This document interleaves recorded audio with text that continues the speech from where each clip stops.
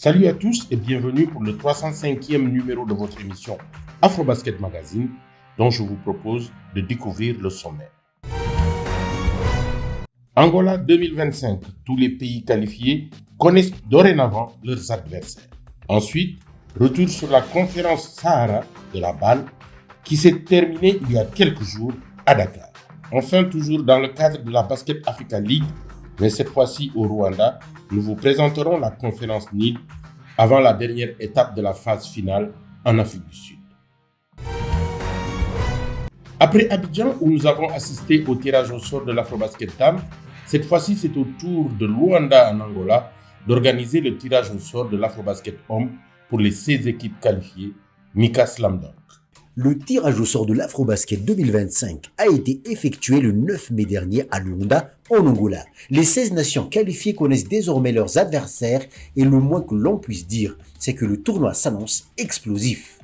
La Côte d'Ivoire, dans le groupe A, vice-championne d'Afrique en titre, arrive avec une ambition claire: décrocher le trophée. Ensuite, la République démocratique du Congo sera également à surveiller. 13e lors de la dernière édition, elle a prouvé sa montée en puissance et une deuxième fenêtre de qualification sans faute. Le Cap-Vert, demi-finaliste en 2021, confirme qu'il fait désormais partie des grandes nations du basket africain. Il a dominé son groupe éliminatoire avec des victoires solides. Enfin, le Rwanda, hôte de la dernière édition, voudra faire mieux que sa 10e place. Dans le groupe B, le champion en titre veut confirmer. La Tunisie, détentrice du titre, se retrouve dans une poule à sa portée, avec 5 victoires pour une seule défaite en qualification. Le Nigeria, autrefois géant du basket africain, traverse une période difficile. Sa 12e place lors de la dernière édition et sa 3e position dans le groupe qualificatif témoignent d'un net recul. Le Cameroun, lui, semble prêt à créer la surprise, avec 4 victoires pour 2 défaites, dont 2 matchs très accrochés face au Sénégal. Madagascar, enfin, fait son retour dans la compétition, 14 ans après avoir accueilli l'Afrobasket. Une victoire historique contre l'Égypte lors de la dernière fenêtre a validé leur qualification. Sans pression, les Malgaches espèrent créer la sensation. Dans le groupe C, l'Angola, pays hôte et grande nation du basket africain, veut briller à domicile et renouer avec son glorieux passé. Portés par leur public, les Angolais ont à cœur de montrer qu'ils sont de retour au sommet. Le Soudan du Sud, révélation des dernières compétitions internationales, ne cache plus ses ambitions. 7e lors de la dernière édition, la sélection sud-soudanaise vise clairement le titre cette fois. La Guinée, bien que tombée dans un groupe redoutable, avec l'Angola et la Tunisie en qualification, a montré qu'elle pouvait tenir tête aux plus grands. Quant à la Libye, absente en 2021, elle revient en force. Première de son groupe éliminatoire devant le Cap-Vert. Dans le groupe D, le Sénégal, 3e en 2021, vise clairement le titre. Les Lions arrivent en Angola, invaincus avec 6 matchs de qualification parfaitement maîtrisés. Le Mali, en perte de vitesse ces dernières années, a connu une campagne qualificative mitigée avec seulement 3 victoires. L'Égypte, autre grande nation en difficulté, n'a pas non plus rassuré, battu par Madagascar en qualification. Enfin, l'Ouganda, 6e en 2021, s'est qualifié de justesse. Malgré une équipe talentueuse, la confiance semble ébranlée. La conférence Sahara qui vient de prendre fin à Dakar au Sénégal a connu un vif succès populaire, mais aussi des rencontres qualificatives qui ont tenu en haleine les spectateurs. Malik Gao. Comme à son habitude, la Sahara Conference de la Basketball Africa League a été fidèle à sa renommée.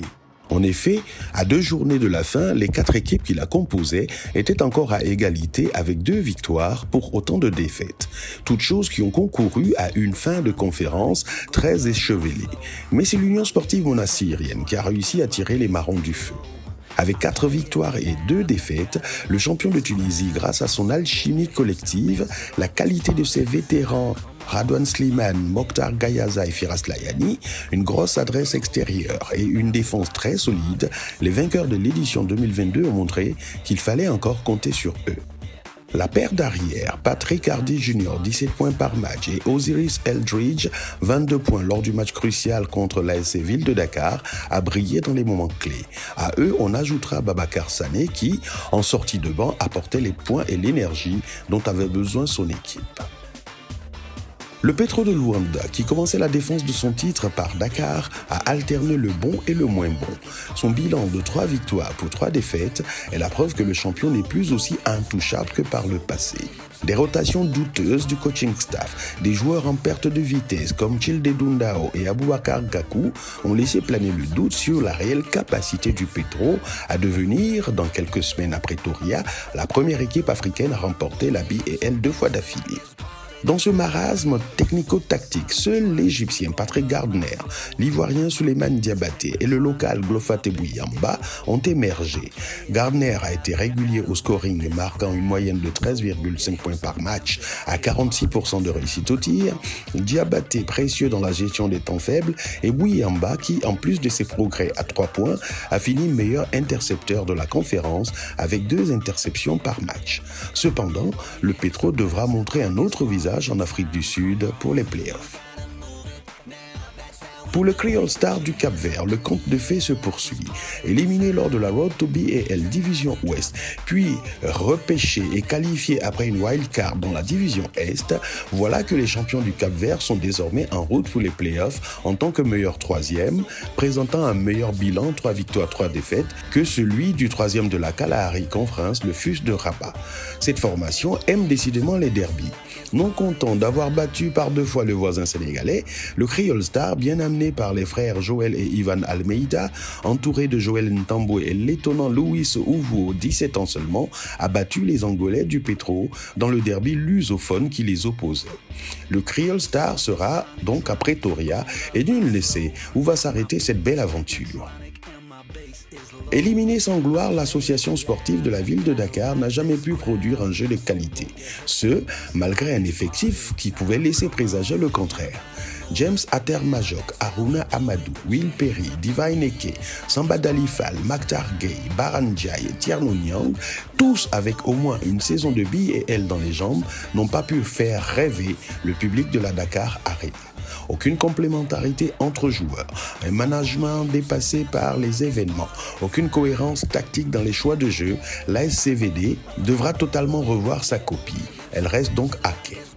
Al-Ittihad d'Alexandrie, Rivers Hoopers du Nigeria, US Monastir de Tunisie, Petro de Luanda d'Angola et Creole Star du Cap-Vert sont donc les 5 premiers qualifiés pour les playoffs. En attendant dans quelques jours, le verdict de la Nile Conference qui commence le 17 mai au Rwanda.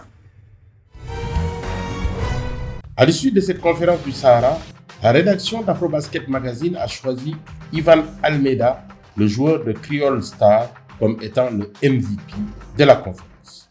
On dit souvent que l'expérience fait la différence. À la grande surprise de la conférence Sahara, une jeune équipe venue du Cap-Vert, le Creole Stars, fondé seulement la saison dernière, a réussi un authentique exploit, se qualifier pour la phase finale de la Basketball Africa League ou BAL.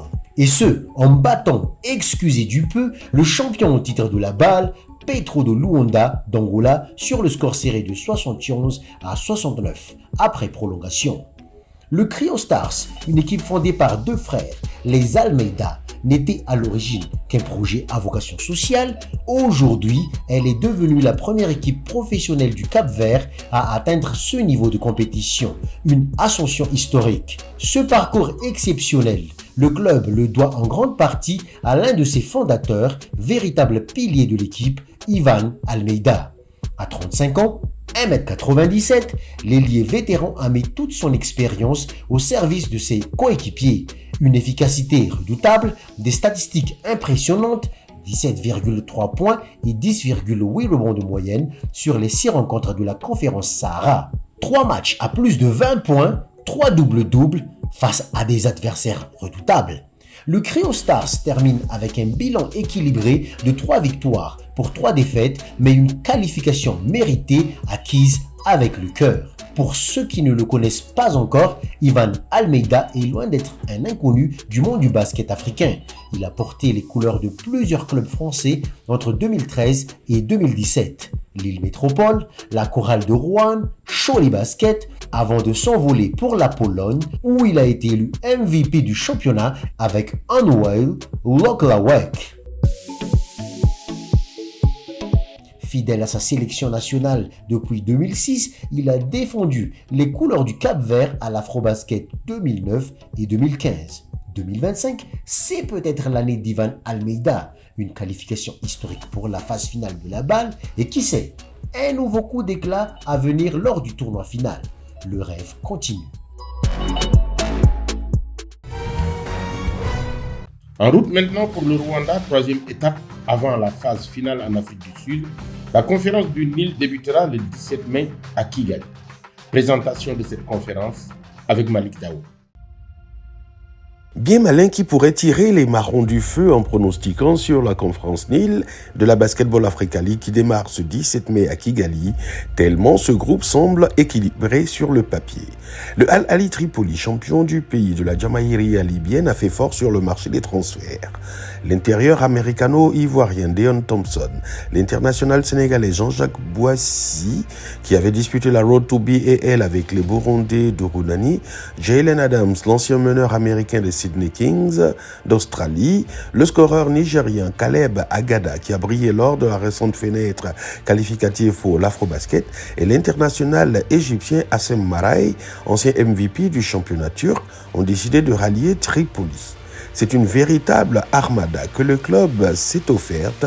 Reste maintenant à créer une alchimie entre tous ces talents. Pour sa première dans une saison régulière de la BAL, le Nairobi City Thunder, tout premier club kenyan à prendre part à la compétition, ne vient pas faire de la figuration. Le club entraîné par le remarquable tacticien américain Bradley Hibbs et amené par l'expérimenté capitaine Tyler Ongwe est très fort sur sa base arrière. Outre l'international Ongwe, Derek Ogoshi, Eugene Adira, Garang Deng ou Albert Odero sont tous internationaux et ont l'avantage d'avoir joué ensemble la Road to BAL, ce qui, en termes d'alchimie, peut être un atout non négligeable. Mais sa raquette gagnerait à se renforcer un tant soit peu, car elle demeure le talon d'Achille de l'équipe. Le MBB d'Afrique du Sud ne se déplacera pas à Kigali en victime résignée. L'équipe a conservé ses gardiens du temple, tels que Lebesa Selepe, Davon Fashi, Neo Motiba et Marcus Mokoena. Nkotinati Simbanyoni et Peter Prinsloo, anciens joueurs des Cape Town Tigers qui ont déjà une expérience BAL, seront précieux. Simbanyoni est le recordman du nombre de rebonds dans un match de BAL avec 25 prises. Il sera aidé dans la raquette par le jeune et immense David Craig, 2,20 m, dont on verra si le passage à Tennessee University en NCAA a permis un développement intéressant. Le scoring sera l'affaire de Jovan Mooring et Theophale Leonard, deux gâchettes américaines, et du belgo-sénégambien, comme il aime s'appeler lui-même, Omar Tillemans, avec pour objectif de se qualifier pour les playoffs qui auront lieu chez eux en Afrique du Sud. Pour le club de l'armée patriotique du Rwanda, hôte de la Nile Conference, il faut gommer le cauchemar de mai 2024 où, lors du match décisif à Dakar contre les River Super, le club avait perdu Adonis Feiler sur une rupture du tendon d'Achille après avoir perdu en amont Noël Obadia. Un mauvais souvenir qui a semblé ressurgir ces dernières semaines avec les grosses blessures de Shema Osborne et Nobel Bungu Kolo. Mais le club a recruté l'international sénégalais Youssou Ndoye, joueur expérimenté et qui, du haut de ses 2,15 m, devra régner sur la raquette. L'Américain Jason Randle, meneur avec un pedigree NBA, sera le gestionnaire de l'attaque, ce sans oublier les internationaux rwandais que sont Jean-Jacques Nshobozwa, William Robanks, Nore Abimana, Alex Mpoyo et un Aliou Diarra revanchard, car l'international malien, s'il est bien remis de sa dernière blessure à une cheville, voudra montrer que c'est bien lui et lui seul qui règne dans les airs en Afrique. Pour ces 4 formations, il faudra finir dans les 2 premiers pour se qualifier directement pour Pretoria ou avoir un meilleur bilan que le FUS de Rabat qui en était à 2 victoires, 4 défaites dans la Kalahari Conference pour espérer finir meilleur 3e. Voilà, Afrobasket, c'est fini. Restez fidèles à la suite de nos programmes. Au revoir.